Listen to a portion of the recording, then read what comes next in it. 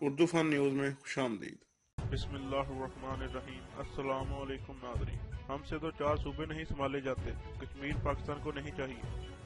آفریدی کے بیان نے ہنگامہ برپا کر خبر کی تفصیلات میں جانے سے پہلے چینل کو سبسکرائب ضرور کر لیں۔ پاکستان کرکٹ ٹیم کے سابق کپتان شاہد آفریدی کرکٹ کے میدان سے تو ریٹائرڈ ہو چکے ہیں، مگر اپنے بیانات کی وجہ سے وہ آئے دن میڈیا میں ان رہتے ہیں، جبکہ گزشتہ روز کشمیر کے معاملے پر کی جانے والی بات پر ان کو سخت تنقید کا نشانہ بنایا جا رہا ہے۔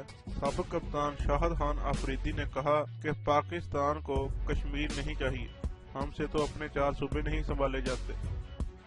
بعد ازاں غلطی کا احساس ہونے پر انہیں وضاحتی بیان جاری کرنا پڑ گیا۔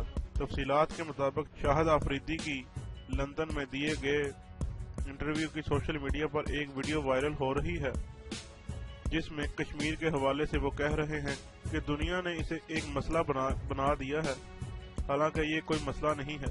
میں کہتا ہوں کشمیر پاکستان کو نہیں چاہیے، بھارت کو بھی نہ دو، بلکہ یہ ایک ملک بنے، کم از کم انسانیت تو زندہ رہے۔ انسانیت بڑی چیز ہے، کہیں پر بھی انسان مرتا ہے تو تکلیف ہوتی ہے۔ پاکستان سے تو اپنے 4 صوبے سنبھالے نہیں جا رہے۔ اس بیان کے بعد شاہد خان آفریدی نے ٹویٹ کر کے اپنے بیان کی وضاحت جاری کرتے ہوئے کہا کہ میرے انٹرویو اور ویڈیو کلپ کو سیاق و سباب سے ہٹ کر پیش کیا جا رہا ہے۔ سابق کپتان نے ٹویٹر پر لکھا کہ میرے بیان کو غلط انداز میں پیش کیا گیا۔ میں ملک کے لیے جذباتی ہوں اور کشمیریوں کی جدوجہد کا احترام کرتا ہوں۔ انسانیت کا بول بالا اور کشمیریوں کو ان کا حق ملنا چاہیے۔